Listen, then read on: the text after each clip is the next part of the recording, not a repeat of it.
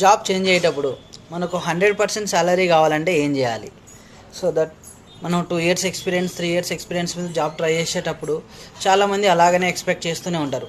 మనం చేసేది చిన్న ఆర్గనైజేషన్లో కావచ్చు, మిడిల్ లెవెల్ కావచ్చు, కంపెనీ చేంజ్ చేసేటప్పుడు అట్లీస్ట్ ఒక 50 to 70% నుండి 200% హైక్ రావాలంటే సో ఏం చేయాలంటే ఫస్ట్ మన దగ్గర ఒక కౌంటర్ ఆఫర్ లెటర్ పెట్టుకోవాలి.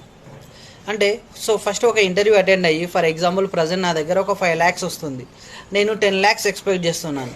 సో దానికి ఏం చేయాలంటే సో ఫస్ట్ మనం ఈ 5 lakhsతో ఒక జాబ్ కొట్టాలి.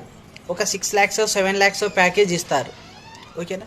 సో దాన్ని చూపించి ఇంకొక ఇంటర్వ్యూకి అటెండ్ అవ్వడం వల్ల సో మీరు ఆఫర్ కొడితే మీ దగ్గర స్కిల్స్ ఉన్నాయనే విషయం కంపెనీకి తెలుస్తుంది. That is the first point.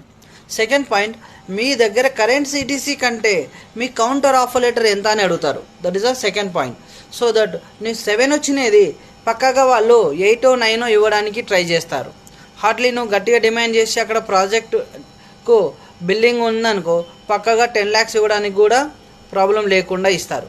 So ఇలా ఒక 3 ఆఫర్ లెటర్స్ చేతిలో పెట్టుకొని నా దగ్గర ఒక స్టూడెంట్ 5 lakhs నుండి 15 lakhs కూడా తీసుకోగలిగిండు. It's 1 year back. So that 100% రావాలంటే ఫస్ట్ ఆఫర్ లెటర్ కాకుండా ఇలా కౌంటర్ ఆఫర్ లెటర్ పెట్టుకొని ట్రై చేయండి.